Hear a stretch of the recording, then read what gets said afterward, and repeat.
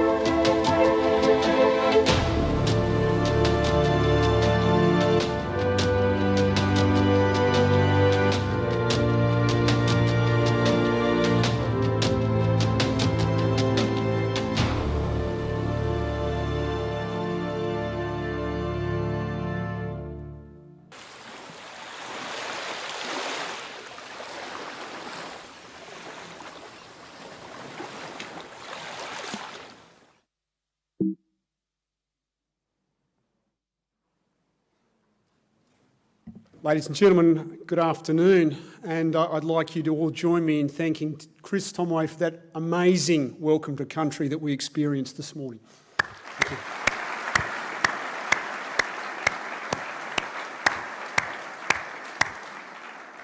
I too would like to acknowledge the traditional custodians of the land that we meet on today, the Gadigal people of the Eora Nation, and I too pay my respects to their elders past, present and emerging.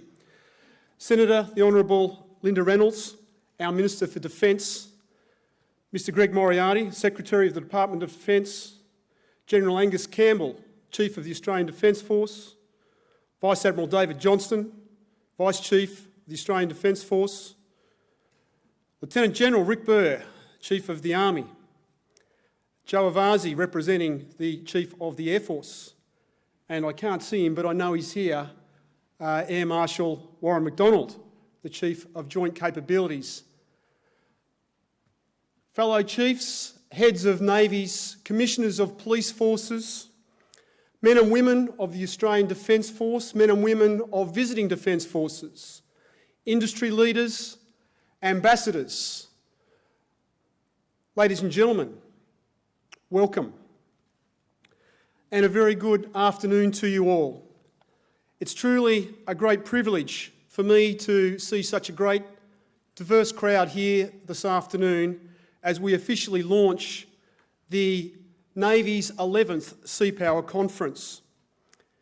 This year is our biggest program to date, incorporating a number of related events, including the inaugural Senior Enlisted Leadership Conference, which will be hosted by the Warrant Officer of the Navy, Warrant Officer Gary White, and I welcome all of the senior warrant officers and enlisted sailors who are with us today. I'm particularly pleased to announce that in addition to the 4,500 people who have registered for this year's event, that for the first time this conference is being live streamed. And I have a big shout out to the Deputy Secretary of the Defence People Group, Justine Grigg, who promised me that she would be tuned in on the live stream today. Of course, the Sea Power Conference is again being held in conjunction with Pacific 2019, the biennial International Maritime Expo, and thank you to our great partners, ITSL, and in particular, Admiral Chris Ritchie and Ian Henry. Again, a first-class event, which is stunning. Thank you. And given what I've seen so far in the last 24 hours, I'm absolutely confident that collectively, the conferences that you will all be part of this week and the Expo will offer an engaging and thought-provoking opportunity for each and every one of us.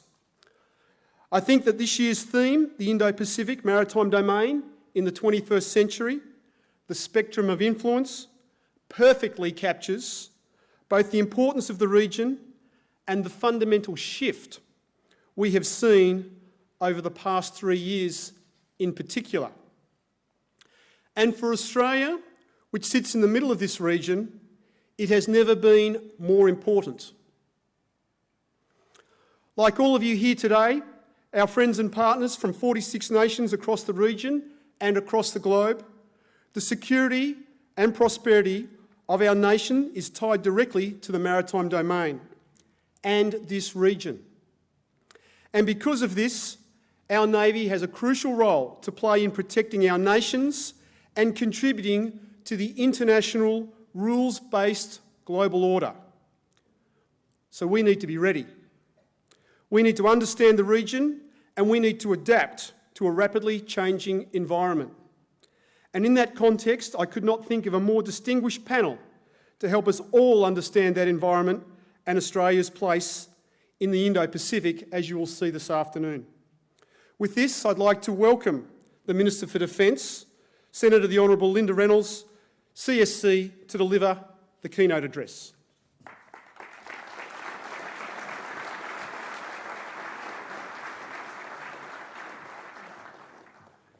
Thanks very much. Thank you. Well, thank you very much, Chief of Navy, for that introduction. And welcome to you all, ladies and gentlemen. You're very welcome here to Sydney and welcome to the Sea Power Conference. But I'd also like to begin by acknowledging the traditional custodians of the land on which this most important event is happening this week, the Gadigal people of the Eora Nation. And I pay my respects also to their elders, past, present and emerging. And can I say, I don't know if Chris is still here, but how good was that welcome to country? So Chris, thank you very much for that. I also pass my very special thanks to industry, academia and our international counterparts who are taking part in this week's activities.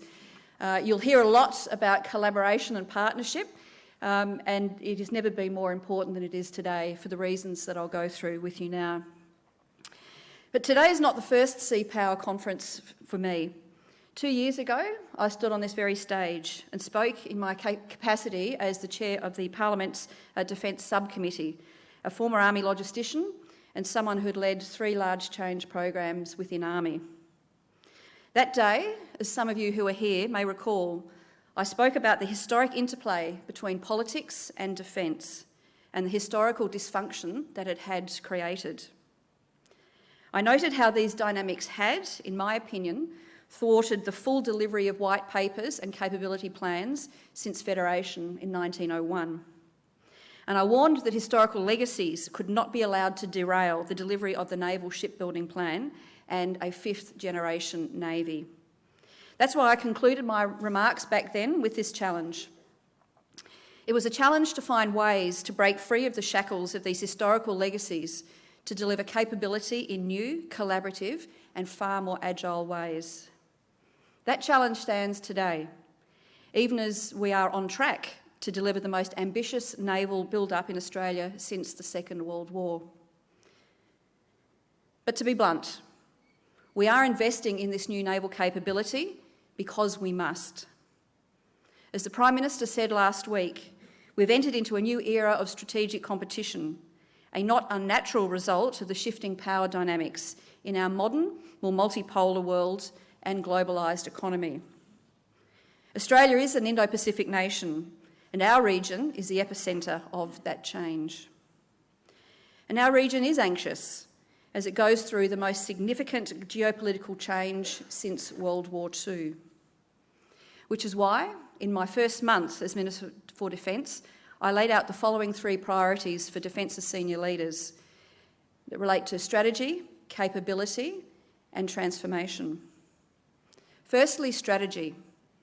In our challenging and dynamic strategic environment, we need a government-led defence strategy and a supporting strategic framework within the department that is fit for purpose.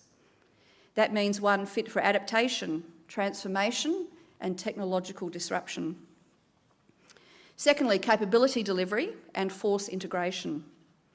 As we implement $200 billion of investment in the ADF, $90 billion alone in our Navy, we must ensure that all of our capabilities are delivered on time and on budget, are technologically superior, are fully integrated into a joint Australian force, and are seamlessly interoperable with our allies and partners globally. But to achieve this, we need seamless collaboration with our trusted industrial and academic partners here in Australia. Thirdly, reform.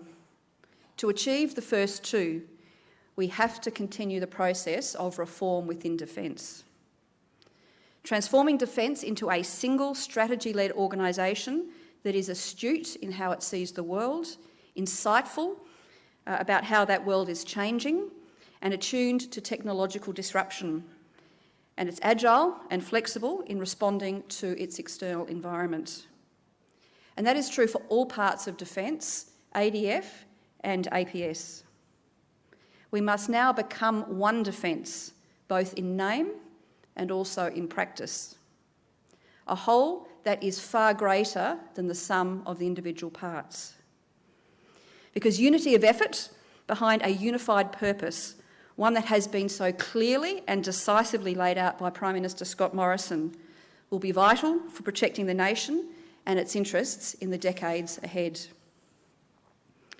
The 2016 Defence White Paper identified major trends shaping our region: the US-China relationship, challenges to the rules-based global order, the threat of terrorism, state fragility, military modernisation, and the emergence of new and complex non-geographic threats in the space and also the cyber domains.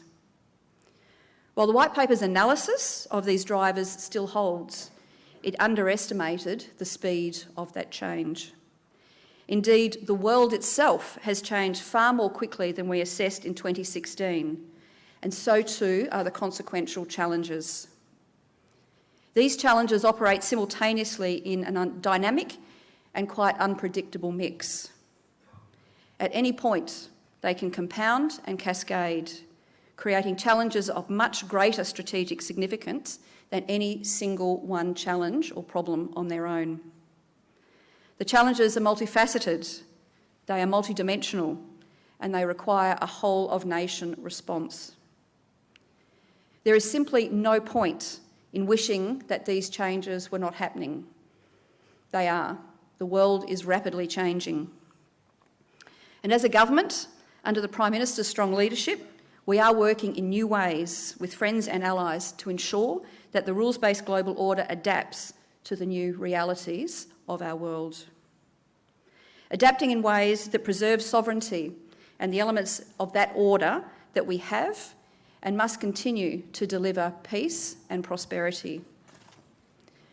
For defence, this means we need to assess these changes and challenges in a very hard-headed manner to adapt to the reality of the changes around us. What changes we need to make to our strategy, what changes we need to make to our capability, and how we transform defence into an organisation that can deliver on the national tasks for the decades ahead. And this is particularly true for sea power. To protect and defend our national interests and the nation itself, we will need a Navy that can do many things. It will need to understand its many roles in the national security strategy. It will have to have cutting-edge capabilities integrated across the fleet and across the ADF, and as I've said, in ways that is fully interoperable with our allies. And a Navy that is able to progressively transform itself to meet these evolving challenges. Ladies and gentlemen, today our Navy is busier than ever.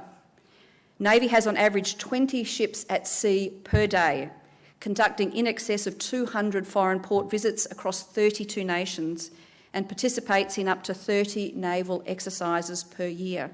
And we're very proud of our Navy and for their role. This year alone, Indo-Pacific Endeavour saw 5 ships visiting 7 countries with 1,100 ADF personnel aboard for 5 months. And that tempo is only set to increase. As a 3-ocean nation with one of the world's largest exclusive economic zones, this is abundantly clear. And it's also very clear that all 3 oceans are becoming increasingly contested. We're ensuring that we maintain a deployable force capable of providing options to government, from assisting with disaster response to operating in high-threat environments with coalition partners. Across the fleet, Navy is supporting our national security interests right across the world. Our patrol boats help keep our nation's borders secure. Our supply ships are supporting the Navy's operations and those of our allies and partners in the region. Our hydrographic and mine hunting ships are supporting national and military taskings, flying the flag and keeping the maritime environment safe. We have frigates regularly deploying to the Middle East to provide security and stability in that region. And next year, a frigate will participate in the International Maritime Security Construct to support the free passage of civil maritime flows through the Straits of Hormuz. Our ships are more regularly visiting neighbours across the Indian Ocean to build our relationships through joint exercises and activities. And as they traverse that region, our ships exercise rights of freedom of navigation and help keep our oceans open, consistent with international law. As part of this government's Pacific step-up, we have ships regularly visiting our Pacific Island neighbours and working together with them on disaster response and surveillance and also law enforcement.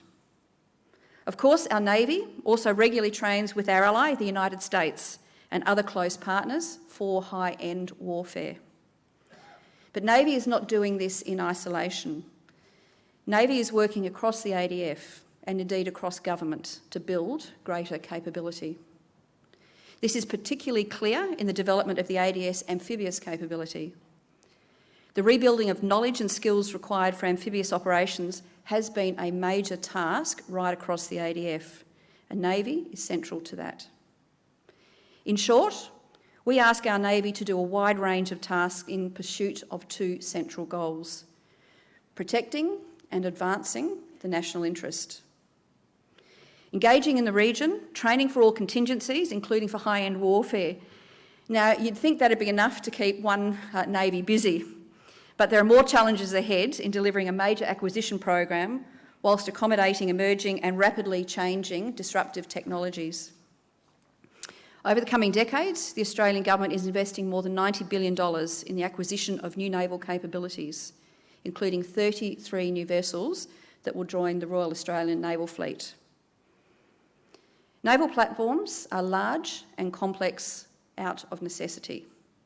To deliver humanitarian assistance to an island devastated by a natural disaster, we need ships like HMAS Adelaide and Canberra that are capable of deploying hundreds of our men and women, along with helicopters, landing craft, earth-moving equipment, medical support, and the people to maintain and operate them all. To keep other ships safe in a potentially hostile environment, we need high-tech ships with advanced air warfare capabilities. And to provide the stealth necessary to protect our sea lanes, a submarine force will remain an essential element for decades to come. And in fact, by 2035, we expect around 300 submarines to be active in our region. But building these platforms, integrating the combat systems, installing the weapon systems, and the delivery of the full capability will take many years.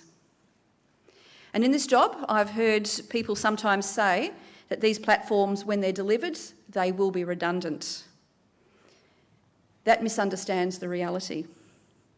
Naval platforms adapt and evolve as capability over time, and they are part of sophisticated systems, so focusing only on the platform itself is a mistake. Weapon systems and countermeasures develop in a never-ending race. Stealth and detection technologies are on the same fast cycle. But the importance of having the ability to exercise sea control using air, surface and subsurface assets in unison will not disappear. Nations still need the ability to exert their national power through the force of arms if required, and large naval platforms will remain a part of that equation. The challenge for Navy, for Defence and for the nation is how to remain flexible enough in defence acquisition to augment major platforms using new and emerging technologies to secure both our offensive and our defensive advantages. This challenge is not, and I must be clear, is not simply about getting the right mix of technologies to ensure high-performing naval platforms. Intelligence, surveillance and reconnaissance technology is evolving just as quickly. And maintaining the information advantage is as important as platform superiority. The impact of cyber warfare and changing cyber threats to naval platforms and related infrastructure too is significant. Hypersonic weapons that reduce warning times of an attack to mere minutes are a crucial example of that. If perfected, or I should say when perfected, these weapons will provide an adversary the ability to attack ships from a great distance with a weapon that is unstoppable by current defence systems. Railguns on ships are another potential game-changing technology. The first Navy to regularly deploy a railgun on its vessels will be able to engage adversaries from a much greater distance. Unmanned underwater, air and surface vehicles assisted by artificial intelligence are other rapidly emerging areas of technology that will have to change traditional ways of thinking about naval warfare and sea control. So, ladies and gentlemen, Australia's naval shipbuilding plan is a truly national endeavour. But Navy and Defence cannot do it alone. This government has recognised that a strong local defence industry is truly a fundamental input to capability.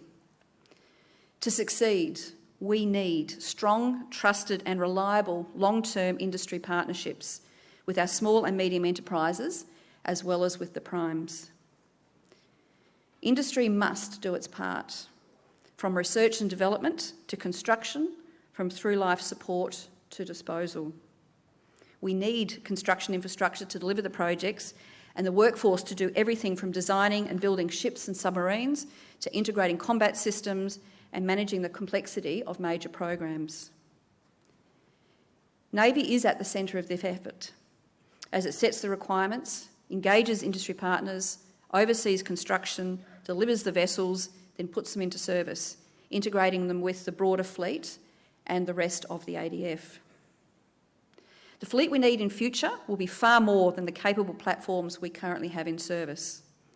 The fleet of the future will need to be one that is integrated with the entirety of the joint force, capable of defending itself against everything from small boat swarms to cyber attacks, and equipped also with the intelligence to provide commanders with a clear decision-making edge. An integrated future fleet needs seamless communication with all platforms in the Australian force and the ability to share information and data with our allies. It needs to be integrated with a system of threat detection and real-time intelligence analysis that provides insights into the intent and also the capability of adversaries. But just as important as all of these capabilities is a system that allows us to monitor and evaluate technological and strategic challenges and adjust our capabilities and our policies. Navy, as with any capability manager, needs to be active in its horizon, scanning to understand threats and also to rapidly action opportunities. Navy is working closely with the Defence Science and Technology Group, which needs a clear understanding of what is coming its way and, again, with the agility to respond. But as we all know here, the real capability edge that Navy has is its people. Into the future, growing the workforce, finding new employment models and making greater use of autonomous systems will be the key to maintaining this edge. So how is this government responding to those challenges? Within Defence, 2 substantial and significant initiatives are well underway. Steps that build on the work of the 2016 White Paper, the Integrated Investment Plan, and also the first Principles Review. First, we are sustaining a dynamic force structure planning process. This was one of our key lessons from the first Principles Review into Defence, which was completed in 2015. We determined then that we needed to maintain a force structure planning capability rather than continually rebuilding it from the ground up each time we started a new Defence White Paper process. So now we have a force structure team that is working on how to adjust our current force structure plan to meet new and rapidly emerging threats. Today we are analysing more contingencies than ever before.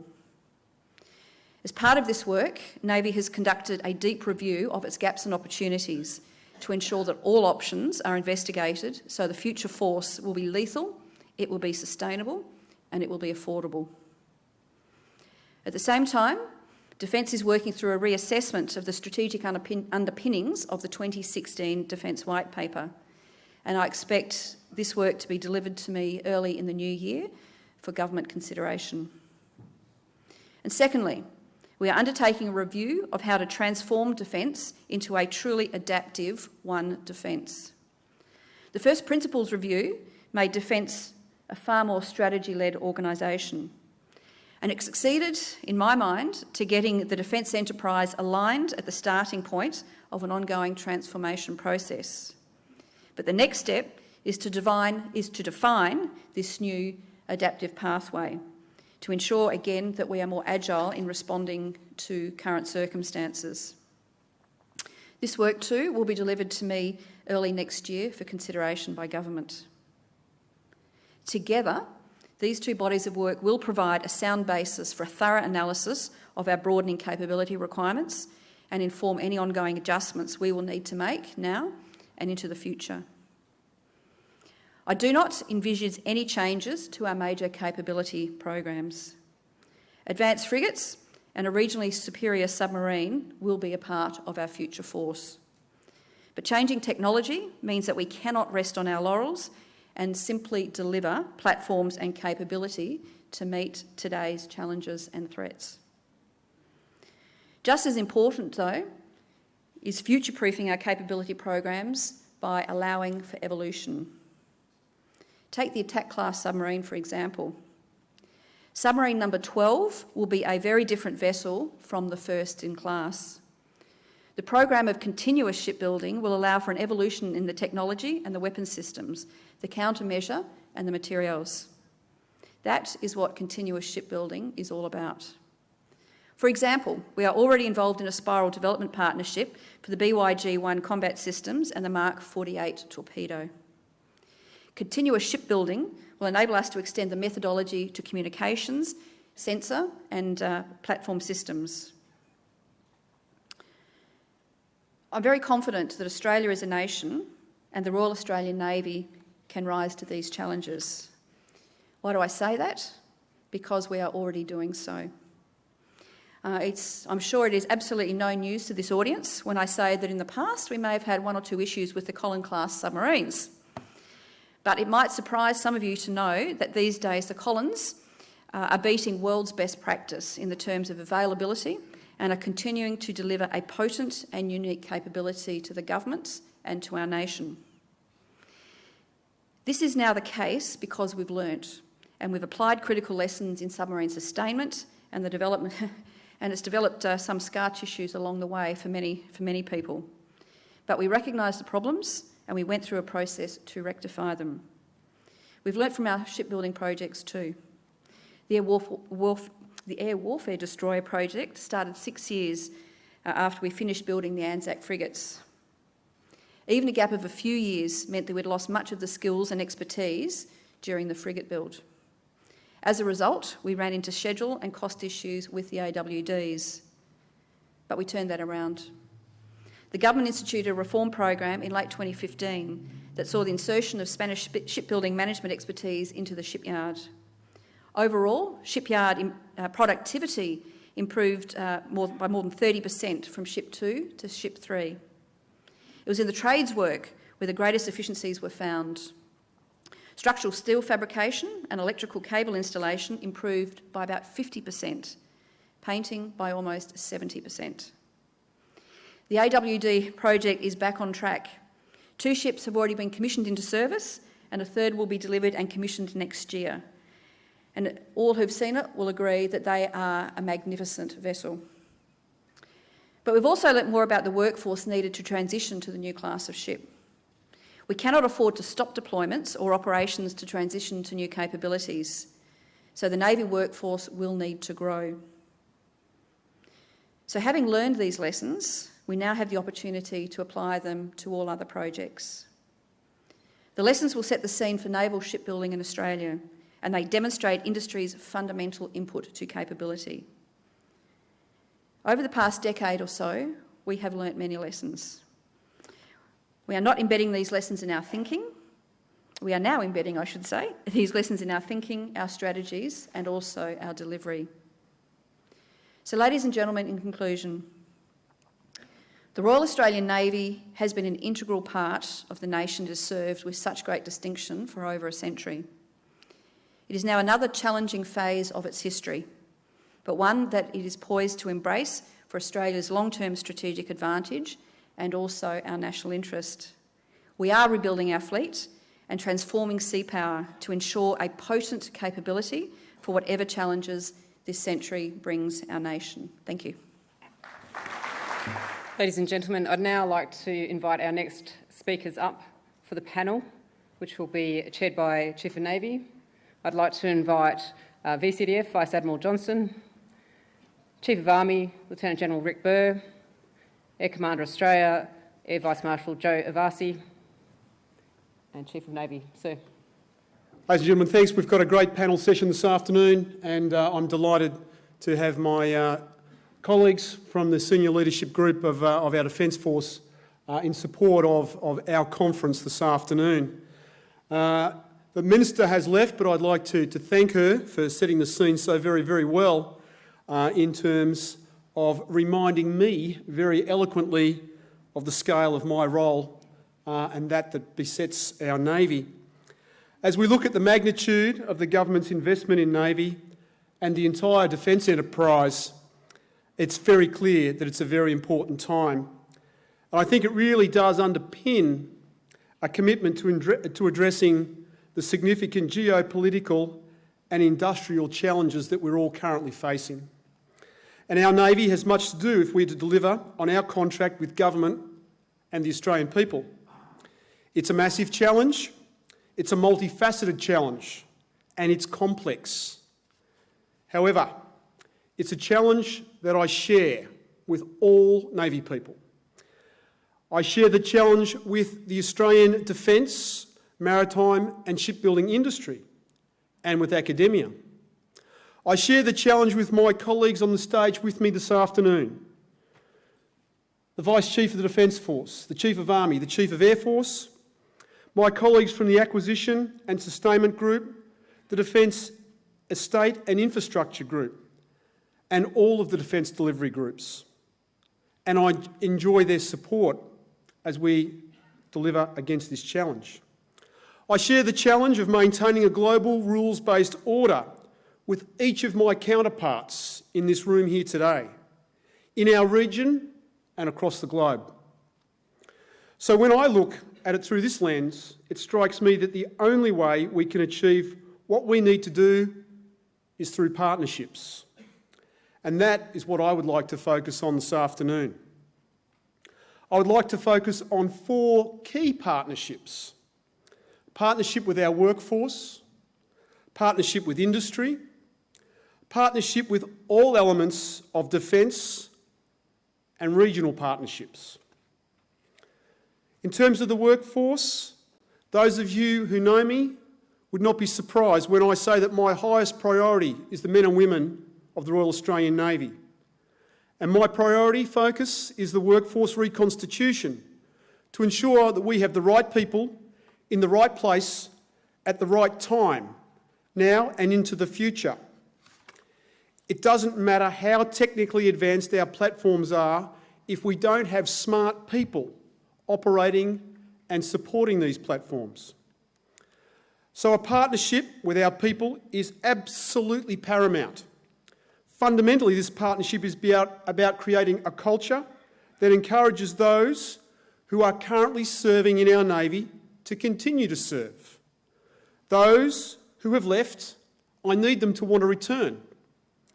And those other Australians who are looking to be part of something bigger, to see in our Navy the attributes of a unique organisation worthy of their commitment and their service.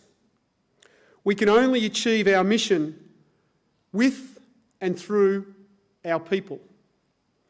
We now acknowledge that getting a job done at the expense of our people is a destructive concept, and we are now focused on achieving results sustainably. So a very deliberate strategy that we has been enacting now for the last 2 years is about rebuilding our Navy's workforce. And I'm delighted to say that the inroads that we've made over the last 12 months in particular have been significant in terms of workforce regeneration. I monitor, along with the Deputy Chief of the Navy, the health of our workforce daily. And each fortnight, as we pay our people, I track the numbers. Last Thursday, we paid 14,748 Navy people. That's the largest number of people we've paid in our Navy in the last 24 years. The last 24 years. And it represents a growth of 1,126 people, permanent Navy people, since January last year. However, we're still about 900 people short in the ranks of leading seaman and petty officer, the ranks of lieutenant and lieutenant commander, and as the Minister so clearly articulated, we have a number of additional challenges coming with complex transitions to our future capability. So while we are heading in the right direction, it will still take time to rebuild the experience of the Navy, and this will require an enduring commitment and partnering with each and every one of our people. The second partnership that I want to speak about this afternoon is with industry, and I cannot overstate the importance of this crucial partnership. This morning, I was delighted to launch the Navy Industry Engagement Strategy alongside Minister for Defence Industry, Minister Melissa Price. And when I came in as the Chief of Navy just over 12 months ago, I started with a very clear vision and a commitment to work more closely with our partners in industry and ultimately deliver Navy capability. Industry input is crucial to our success, be that through building our ships, maintaining our ships and combat systems, or the innovation that is enabling leading-edge technologies to be incorporated into each and every one of our platforms. In particular, I would like to call out those small businesses who are out there every day, working hard to build individual components, to innovate so that we can do things better, or simply to contribute to our vast supply chain. We have some amazing companies in Australia, and it's through these leading companies that I know that we will build a far more capable defence force. Thank you for the work you do. Without these industries, our ships don't go to sea. Without these industries, our ships don't fly, our aircraft don't fly, our submarines don't fly either. And ultimately, without industry, we're unable to defend Australia and our national interests. It is that critical. It is that fundamental. My vision for our Navy, for industry and academia, is to work closely together as one in a partnership of trust through all stages of the capability life cycle to provide the best possible outcomes for Australia and our Navy. There is much to do in the implementation of this strategy, but we are committed to working with industry to do that and fundamentally improve the way Navy engages, communicates, collaborates with industry. The third partnership I want to talk about is the defence enterprise. Earlier this year, I released the Navy Strategy, Plan Polaris 2022, which detailed our Navy's headmark for 2022. That being having a Navy ready to conduct sustained combat operations as part of the joint force. The joint force that the Minister mentioned in modernising through implementation of a $200 billion investment in Australia's Defence Force. We don't deploy as a Navy, we deploy as a joint force. This is very evident when you look at it through the experiences such as the recent exercise Talisman Sabre. If you peel back what we achieved in that exercise, it was all about being part of a networked, enabled joint force. We were actually operating the two LHDs, HMA ships, Adelaide and Canberra, together for the very first time. And that has allowed me to progress towards the declaration of the final operating capability of the LHD platform. But moreover, we're talking about the broader amphibious ready group, and that's all about command and control and integration with our brothers and sisters in the Army and the Air Force. Fundamentally, it's about being able to plan and operate in an aggravated way, sharing information between land systems, air systems, maritime systems and cyber systems. That really is the way that we will now do business and into the future. This includes opportunities around cyber, advanced ICT systems, space, satellite protocols, collective defence and the employment of kinetic and non-kinetic effects. And when we're thinking about these aspects every day, we need to implement these aspects every day.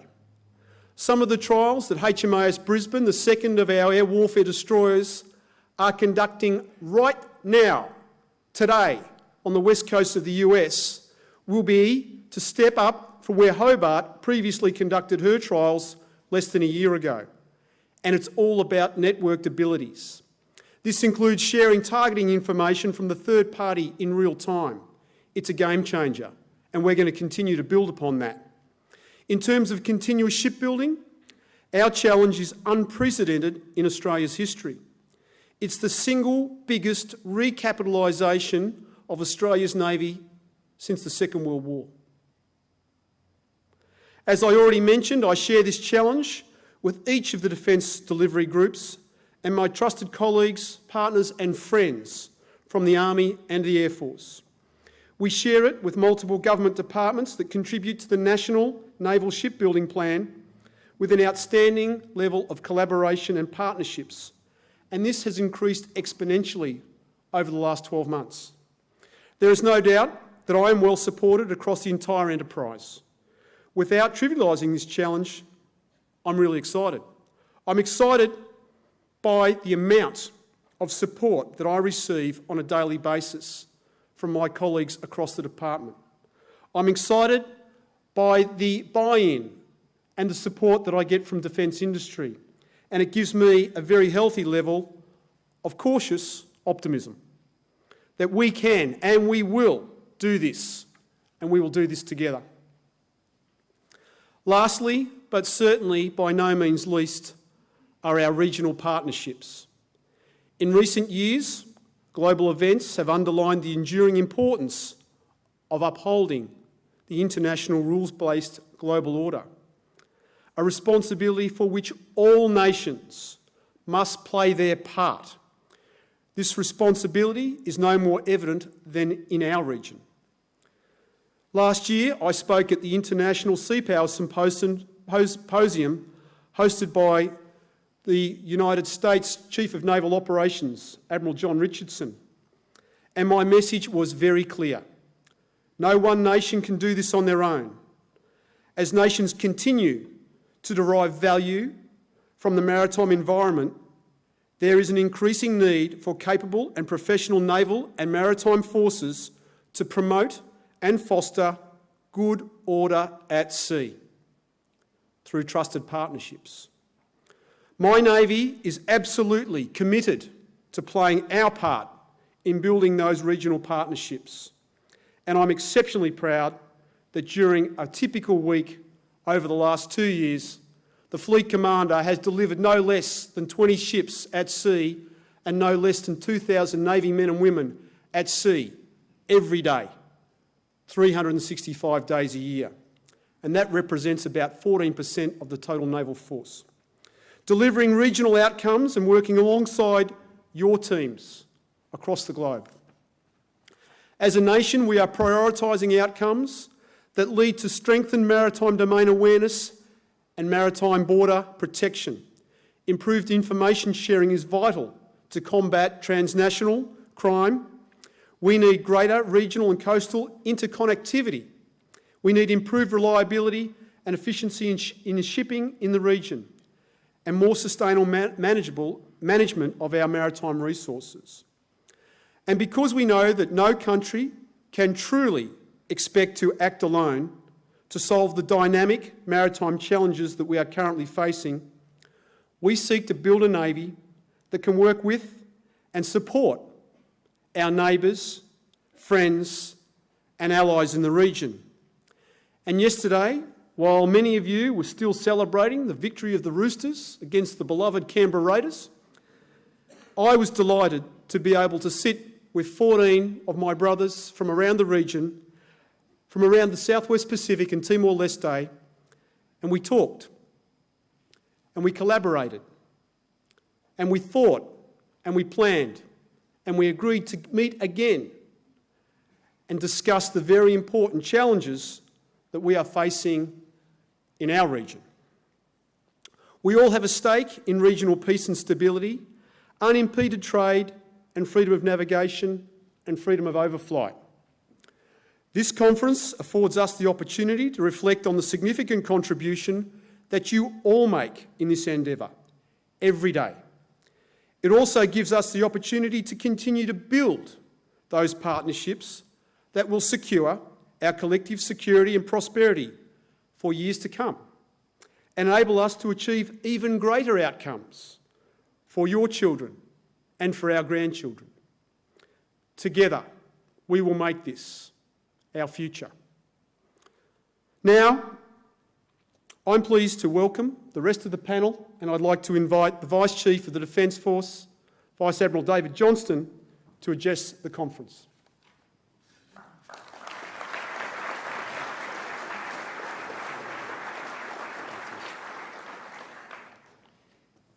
Chief of Navy, thank you, fellow chiefs, the many distinguished guests that are in the audience, and importantly, the colleagues, all of us who wear a military uniform. My job in the next few minutes is hopefully to do a couple of things with you. I would like to sow some thoughts for you that as you listen to the presentations over the next few days, as you walk around the trade halls and have a look at some of the products that are being made available to us, but most importantly, as you return back to work, that you have some things in the front of your mind that reflect what we are thinking around the future requirements of the force and what we need to deliver to enable our country to be a responsible partner in our own global community. And I'm going to pick up with a comment that the Minister made, and then I'm going to reframe some of what she has said and the Chief of Navy has offered you. And the Minister made a comment in her speech that the changing strategic environment in which we find ourselves needs a defence strategy that is fit for purpose, but also fit for change. And I think certainly in the Minister's speech, in a lot of the commentary that is part of our security environment at the moment, change is one of those elements that is moving quickly and of which we need to adapt to make sure we're moving with it. As the Joint Force Planner that looks at the future force alongside the chiefs beside me, the types of issues that we're thinking deeply around are, of course, our people. What do we need in the people that are part of today and the future force? What equipment do we need? What level of integration and interoperability does that equipment need? And I'm going to give you some insights into where we think that might be the case. Where do our training and our tactics, techniques and procedures need to evolve to make sure they deliver the force effect that we need now, but are ready for the environment in which we're increasingly going to find ourselves? And that's going to be all partly based on an assessment of where, particularly in the ADF, do we continue to find the advantages that makes us successful in a military force. And I'm going to give you just three that are at the top of my list at the moment, and then perhaps translate that into a few characteristics that are relevant to what this force will need to have. The three force advantages that, as I look at the investment program and the projects that are brought forward, that sit on my mind as part of the judgments by which we look at the utility of what is being offered to us, are the ability of those systems to let us know the environment better than others who will also find themselves operating in it. Knowledge of that environment is key, and you can take that through all the domains in which we find ourselves. The second part is our ability to harness and exploit effects right across the full spectrum. And when I speak effects to you, like the chiefs, we're not just talking about military effects, but we're talking about the effects that we bring through our partner elements here in Australia, the work that we do with many of those areas who are part of providing a security capability. And I'll highlight that to you in a moment.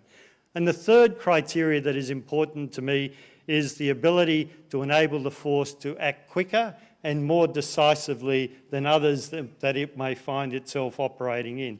So how do we build that both capability and skill set for our operators and those who are supporting them to be able to turn around and make decisions quicker than others might? So there's some characteristics that you would pull that are relevant to enabling those three objectives. And the four characteristics that I'll expand just a little on are resilience of the force, the agility of the force, the capacity of the force and its readiness. Let me start with capacity as one of those areas that for a medium-sized defence force like ours is always a limitation for us. You have heard from the Minister and the Chief of Navy of their pride of the spread and capability that Navy has at sea, in the air or under the water on any one day. But it is a small force. It's capable, it can achieve a lot. We've got to find a way to bring mass and scale to that force to enable us to achieve that full range of effects that the government needs us to achieve in any circumstances. So scale is important, and I think there are a number of ways by which we can progress it. One of them is the theme of the conference, partnerships. So when you wonder why we invest heavily in making the force joint, while we look at multi-domain warfare and how we bring the full capabilities of defence and our partners to it. Why interagency is important, the ability that we have to deploy with the Border Force, with our intelligence partners, with the Australian Federal Police, all relevant to us in different operational circumstances. Interagency brings capacity and scale. Of course, our international partners, those our traditional allies, those that we work in the region and in globally, enable us to be part of something larger and again bring capacity. And as CN has very well articulated, like the Minister did, industry and academia, areas that we haven't perhaps in the past treated as integral parts of our capability are absolutely relevant to our ability to bring scale and capacity. It's why interoperability is important to us, and whether it's Indo-Pacific Endeavour, some of the activities we do in Pacific Step Up, the work that we do right through North Asia, through South Asia and Southeast Asia, all brings that interoperability, which enables us to be part of a larger capability. And the last one, and you will see a lot of this on the trade floor, is autonomous systems. And for Navy, in part, this is one of the challenges that we will throw to you is how do we upscale ourselves through the use of autonomy to be able to mass platforms in a different way than that which we have done in the past. So capacity is one area. Risks are a key one, and I can talk like CN as a previous operational commander. Managing risks is a key issue for when we look at what the force can achieve and certainly when we apply and provide advice to government. So what does risk mean to us? It means awareness, and our intelligence, surveillance and reconnaissance systems mean that we have to understand the environment that we're working in and that we can share that knowledge with others who are critical to be able to generate the capabilities with us. It means our decision systems need to be better than others so that we're making the right actions associated with the information that is with us. Our training is critical. One of the most fundamental elements of advice when the CDF or I in his place are talking to government about the ability to deploy the ADF, the assurance that we offer is our people are well trained. They have excellent systems, but their training enables them to deal with uncertainty when it presents itself. So our training needs to continue to be providing a first-class military force, and that will get more difficult to us in the future as the ability to bring you together to train will mean that we need to find other technologies like simulation in order to provide those chances to do so. Agility. And agility, I think, in Navy and in my own career, because of the nature of our platforms, is a hard area for us to address. We have, quite rightly, everything through the technical readiness requirements, the seaworthiness assessments, the looking at the EMI issues about bringing platforms together into a naval capability. But we do need to find a way to be able to turn technology around quickly. Look at it and dispose of it if it doesn't work and be ready to move on to the next thing. Shorter periods of ownership are likely to be part of our future, and we've got to move some of our thinking from platforms that live for 30 years plus to platforms that might be with us for no more than 30 months. Agility is employment. CN mentioned areas that we spend a lot of time thinking increasingly about: space and cyber, both in the maritime domain, but both the Chief of Army and the Air Commander would say equally how it applies in their domains. Bringing those elements together for us as parts of areas where the ADF will now operate and fight in space from a maritime platform or from a land-based capability is absolutely a part of your future. So those all bring agility to us. I'm going to finish with the last part, and this is a resilience element, and a challenge as you look at that technology that's available is, as much as we need to be ready to adopt to these technologies that are in front of us, you need to be ready to operate without them.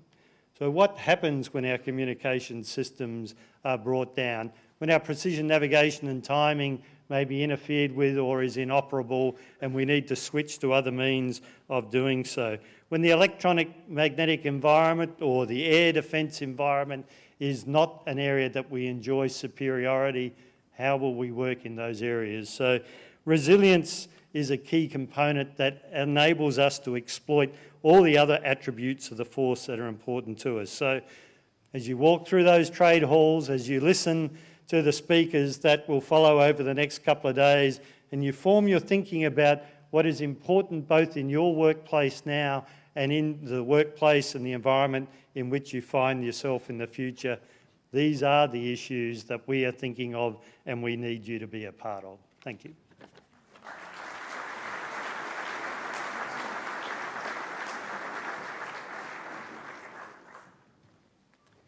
Thanks, sir. I'd now like to invite Chief of Army, Lieutenant General Burr, to give his speech. Thank you, sir. Thanks very much.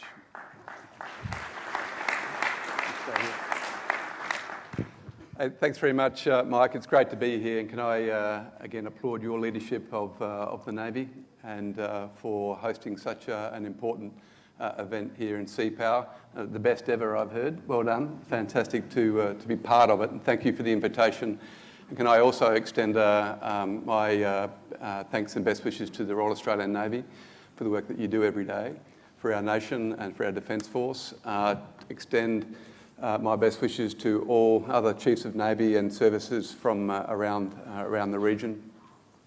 Great to see you here. I was just in Thailand about 2 weeks ago doing a similar thing with the Indo-Pacific Army Chiefs.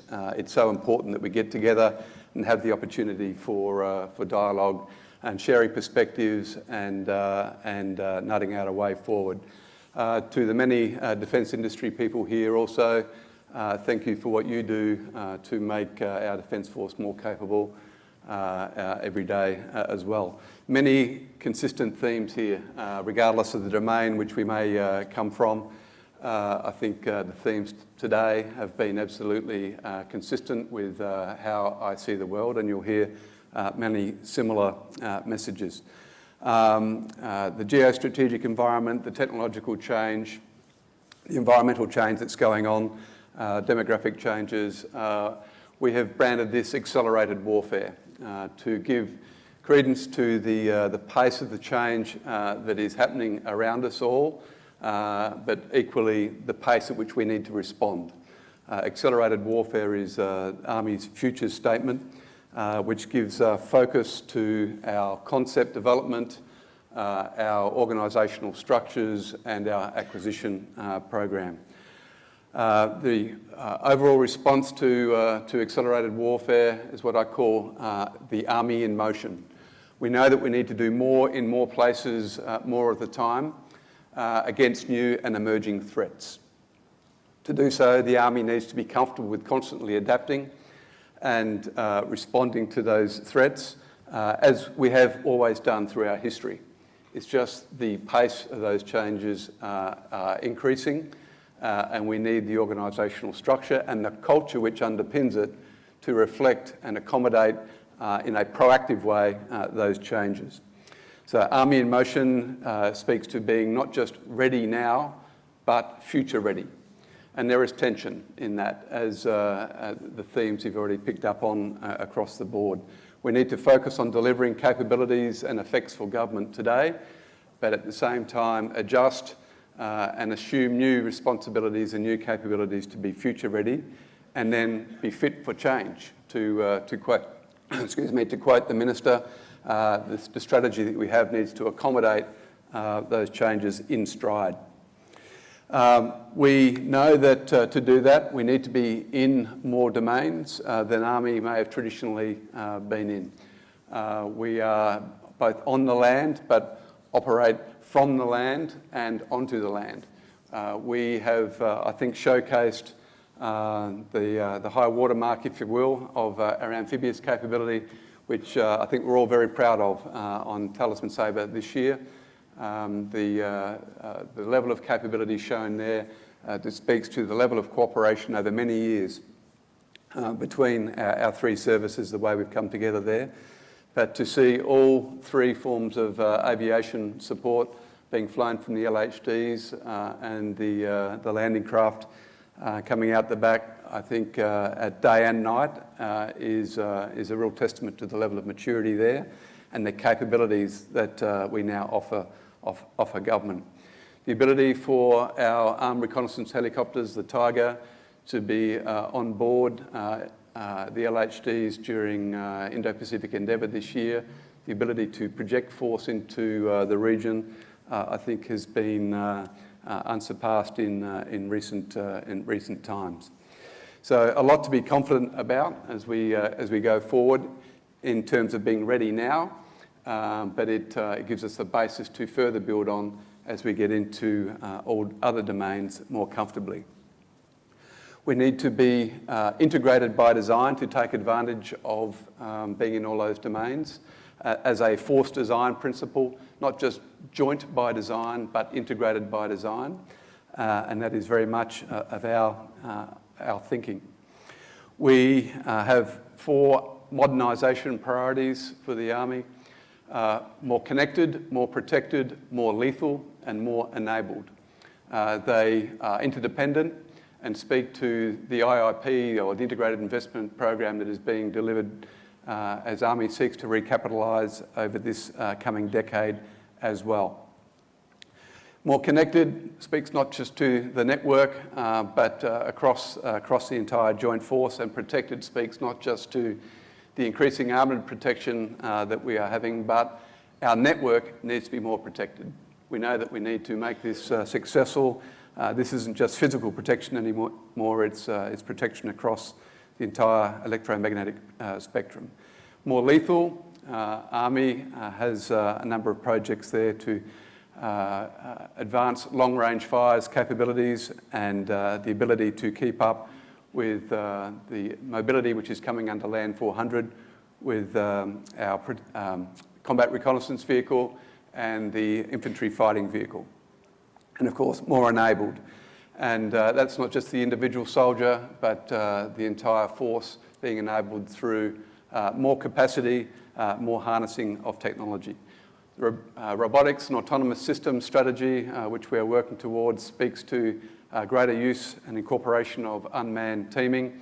And then again, we'll see more of that to build on the existing manned platforms that we have to be future ready. We are focused on delivering this through important cultural change, through good soldiering, which is the cultural optimisation plan, which is focused on teaming, not just teaming inside the Army, but teaming across the joint force, across defence, industry, across any partner that's needed to solve the problem at hand. Teaming in this new sense is very much about collaboration and being comfortable with bringing expertise from wherever it resides onto the team.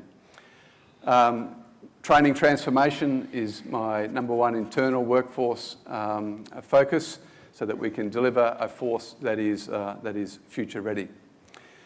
And of course, I'd just like to finish on partnerships, which has been the other theme of today. We practice that every day, of course, through our teaming concept, but increasingly it's stronger partnerships, stronger collaboration with industry, with academia, and with our regional partners.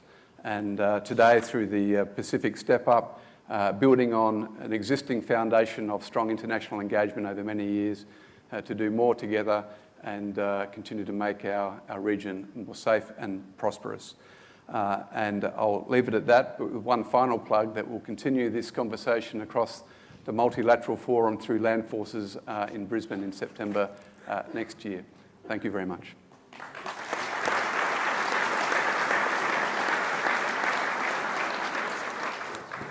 Thanks, sir. Just before I hand over, just a reminder that all questions will be asked through social media, through the app or through Twitter. So I'll be hosting those question and answer sessions immediately after Air Vice-Marshal Iervasi has finished. Thanks, sir. Over to you. Great. Thanks, Tish, and Chief of Navy. Thank you for the invitation to speak today. I thank the previous speakers as well, the Vice Chief and Chief of Army. I find myself in the invidious position of what do I say to follow up, because we are actually kind of joined at the hip from a joint and integrated force perspective. So I guess what I'll speak to on behalf of Chief of Air Force is some of those additional things that are at the forefront of Air Force's mind in terms of delivering air power effects as part of the joint force across the multiple domains of air, maritime, land, space and cyber. Key to our forefront is the fact that Australia is a big island nation surrounded by a lot of water. At the heart of it, Australia is a maritime nation. And I think for a long period of time, some of our defence planning had probably lost sight of that as an absolute fact. But the reality is we are a maritime nation. Our most important strategy, therefore, is a maritime strategy. I find it great that we're doing a sea power conference, but this is actually a maritime conference. A maritime power conference is not about just what happens at sea, it's what happens in the maritime domain. It's about projection as well. And as our Minister of Defence identified, our role is to protect and advance the national interest. The national interest is just as much about the home game as it is about the away game. Our away game is about how we are viewed within our immediate region, whether we're playing nicely with those in the immediate region as well, whether our interests intersect, are common, where they are collaborative, or potentially where they are at competition. Now, competition does not necessarily infer that we are going to be at conflict. It's actually understanding that every sovereign nation has its own particular perspectives. So it's a case of, as a military officer delivering particular effects, what do we contribute as part of our own government's interest as our part on the world stage.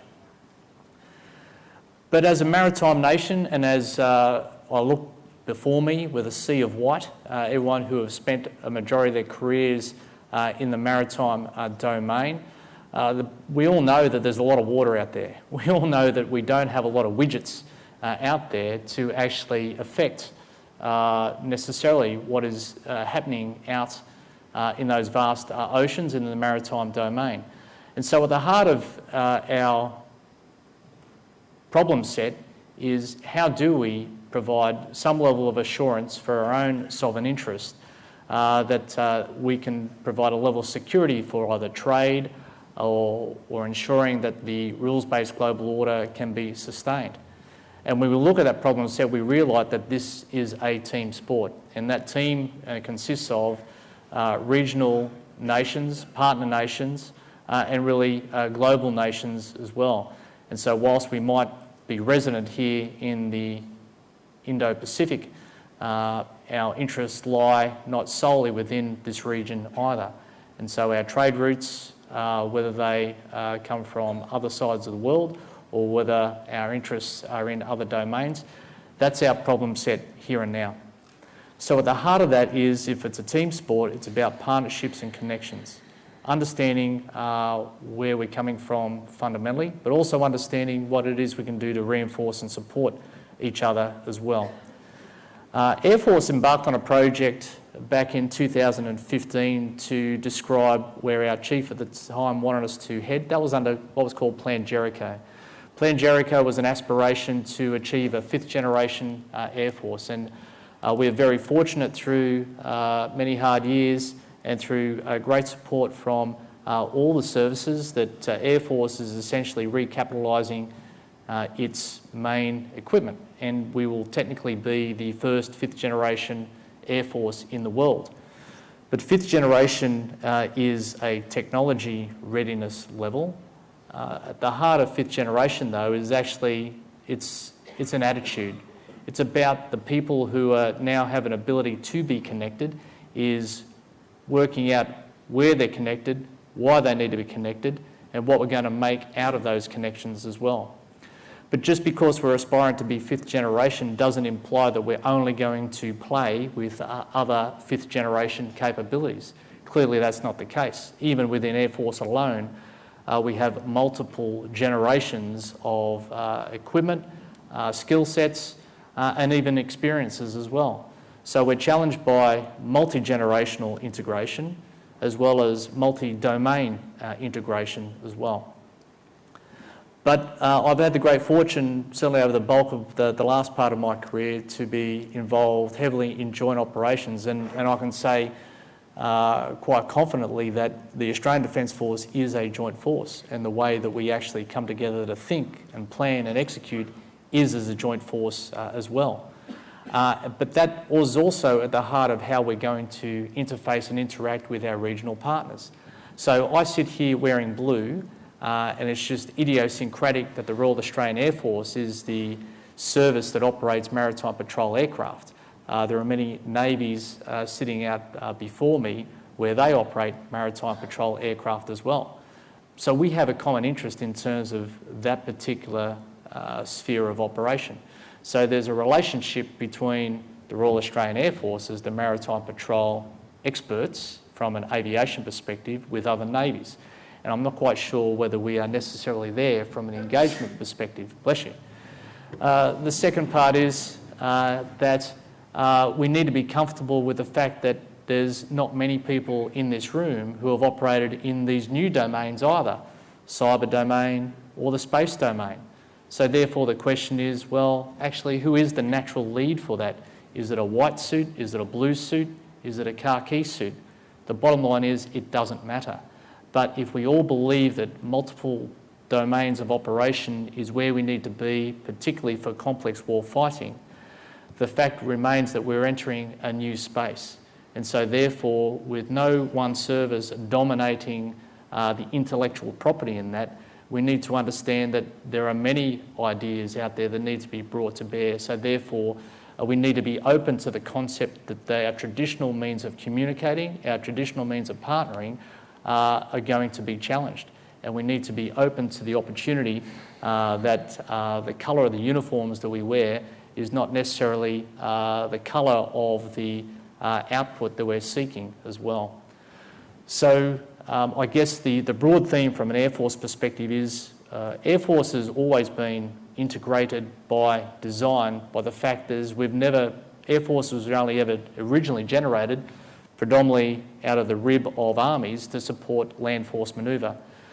When we're able to go a little bit further than a couple of 100 miles, Air Force has expanded into really maritime projection of power as well.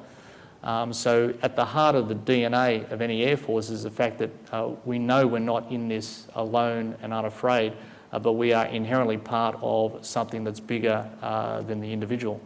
But equally, as we move now into these new domains, the question remains, what does that actually look like?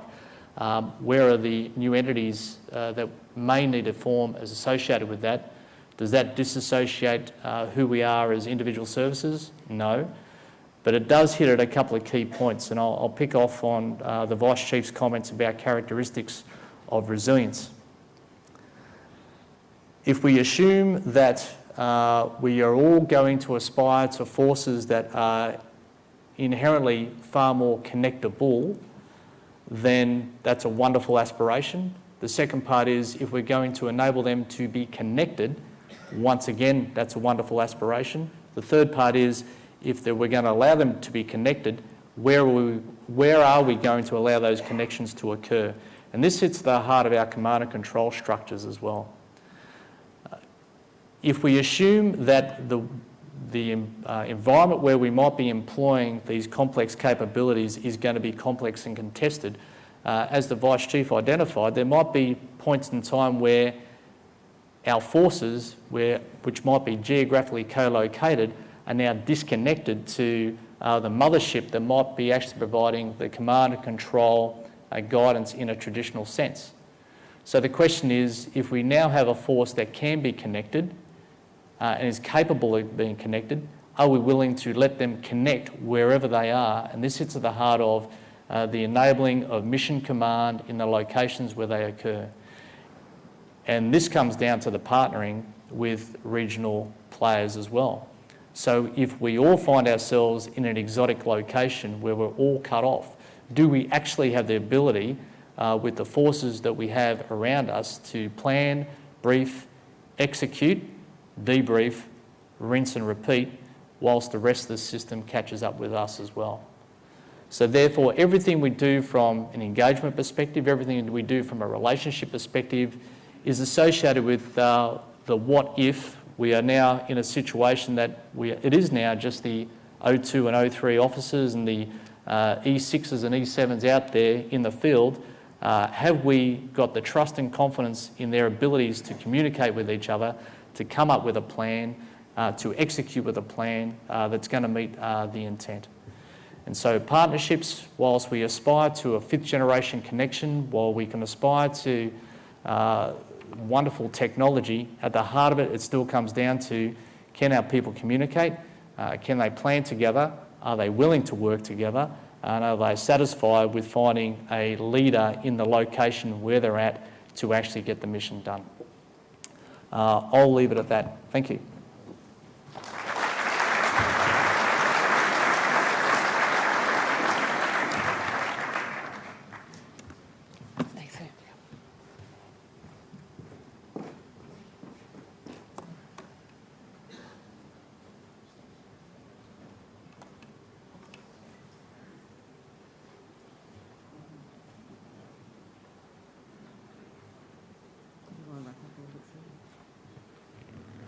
Ladies and gentlemen, that concludes the formal addresses from the panel.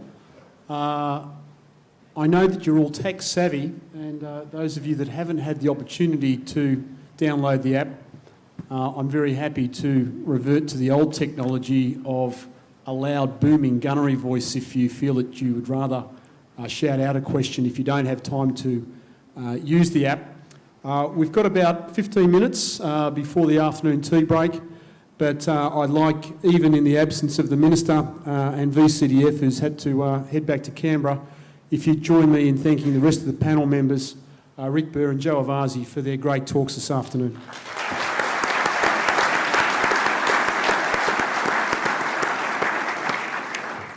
Thanks, sir. Okay, ladies and gents, we're just starting to get a couple of questions through, the marvels of technology. So the first one to Vice Admiral Noonan. The RAN is moving towards some very big transitions over the next decade. Could you say some more about how you are preparing? What is the greatest challenge in achieving operationalisation of the RAN's new maritime capitalisation? Sir. Thank you for that question. It's probably the one that keeps me awake at night, most nights. I think the theme that probably came out during my conversation was about sustainability. The Navy at the moment is about the right size for the things that we're currently doing.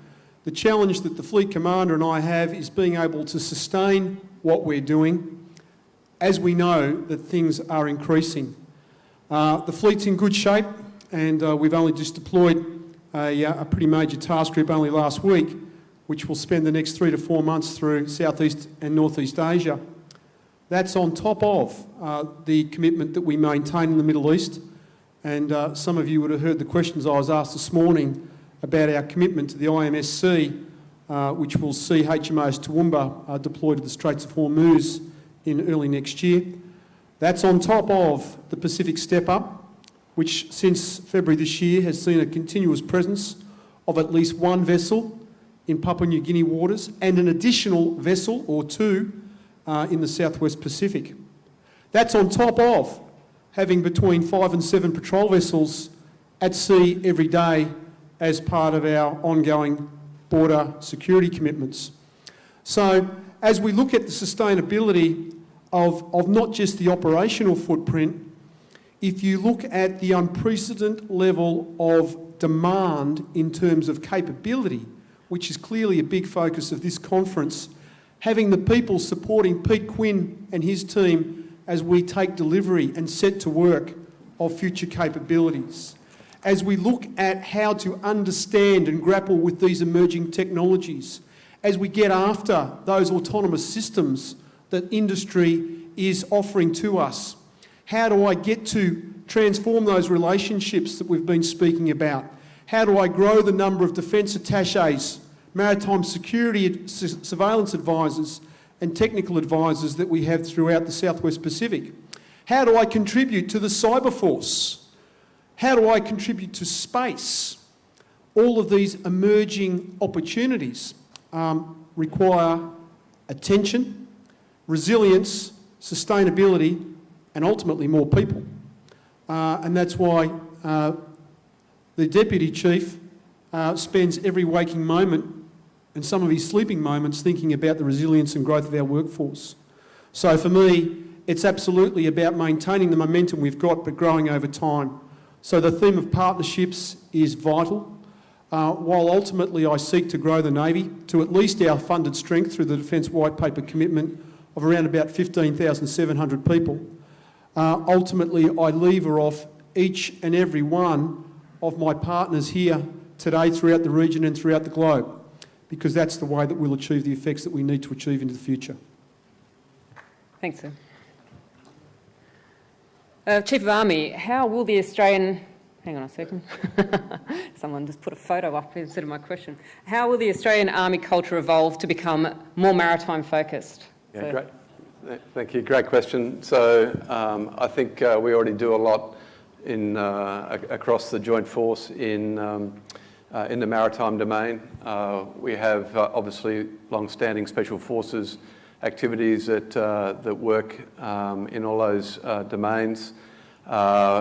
Since the advent of the amphibious capability with the LHDs, made some quite significant force structure changes inside the Army by working out what must be dedicated force structure in terms of committing to the amphibious mission, and that's really around converting an infantry battalion to becoming the pre-landing force, and the expertise within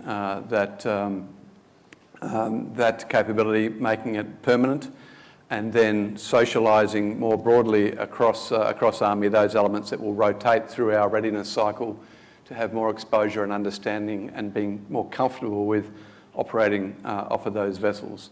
So I think it's the more we do it, the more we're learning, the more comfortable we are becoming. Where we need to, it becomes a dedicated part of our force structure, and everything else is through education and just training exposure. In terms of specific capability investments, we are obviously realise that we need to support the Navy with landing craft capabilities to get from both ship to shore, but also through the watercraft replacement project, look at new watercraft to allow ourselves to move around independently around the near region. And I think that helps improve that culture as well, and give us more capability. And I think there is a lot to grow into there. And then in terms of planners and just the maturity of our thinking about operating in this domain, obviously it is an area of focus. People like myself who've been through Marine Corps Command and Staff College and the School of Advanced Warfighting, and a number of others that we now, obviously as junior officers, invest in, and just through experience and formal education, upskilling there. So I think there is a lot going on, and I think we will grow with it and adapt as we need to. But fundamentally at its core is we are doing, all of us are doing more in each other's domains, and being comfortable with how we work together to find advantage is absolutely something that we're all committed to. Thanks, sir. And over to Air Vice-Marshal Iervasi. What are your first impressions of the Air Force journey to fifth generation air power? Sir. Yeah, thanks, Tish. I think with the initiation of Plan Jericho, what our Chief of Air Force at the time opened up was a promise that individuals within the Air Force can be the best they can be. We're going to unleash their potential. By and large, that has been the major plus of our movement to a fifth generation technical introduction of capability, is the workforce now is far more engaged in new ideas moving through. But what we also have as an interesting side, and I think most forces are also seeing that right now, the women and men who are joining our services right now are very capable individuals. I'm always amazed by the continuing capability of them individually and collectively, and they are extremely tech savvy. So going to a technological environment right now is very easy for them. What that is now doing is challenging leadership within our respective services who may not have come with the same lineage. So it's a case of being comfortable with the fact that you've got a workforce that is now very highly capable in things that we may not have traditionally been able to understand or do, and being open to the concept that some of our intuition, which is based upon our experience, is not necessarily completely valid because we don't have the experiential baseline to understand where these new capabilities are going. So leadership from a fifth generation perspective actually necessitates you keeping a greater open mind to what's occurring and little mouth and big ears to find out what's going on. Macca, are you there? I'm looking for you. Right, come on down. Ladies and gentlemen, the fourth chief of the services in the Australian Defence Force, some of you may not be aware, but Air Marshal Warren McDonald was promoted to 3-star earlier this year, and he forms the integral part of joining the capabilities which span the three services. And I'm prompted by the next question to ask for Warren to come up and address what I know you all want to know about in terms of how do we prepare for the challenges that come in the future as we look to the space and cyber domains.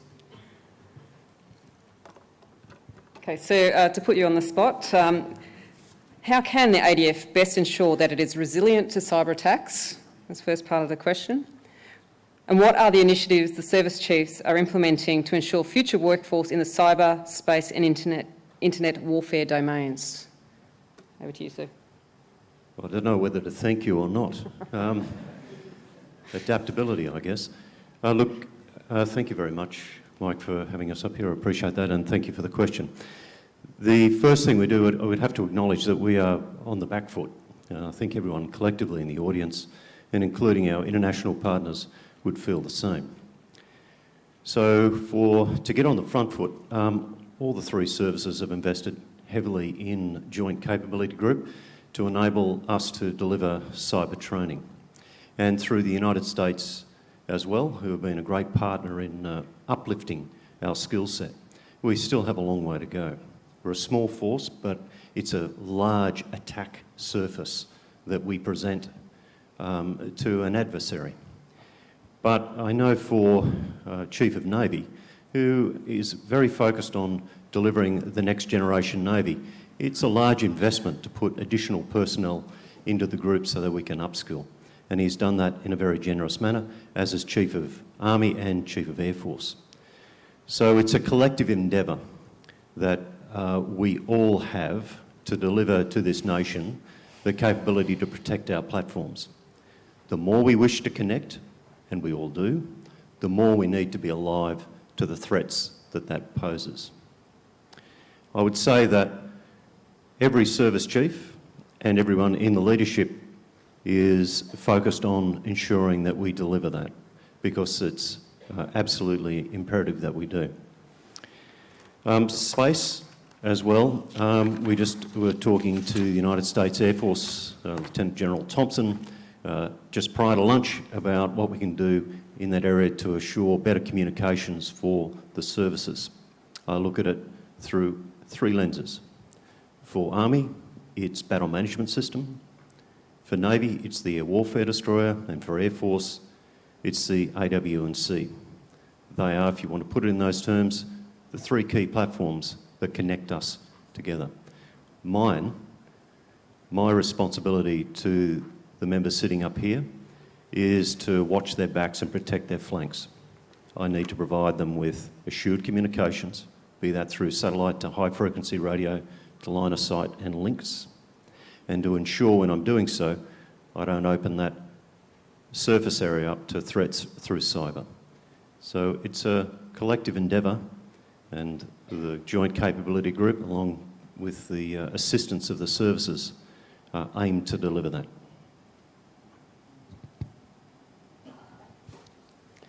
Okay, ladies and gents, we've got about 1 minute left, so I think we'll wrap up there for this afternoon's session on the Indo-Pacific. I'd like to thank Air Commander, Chief of Army, CJC and Chief of Navy for their presentation, and please join with me in thanking them.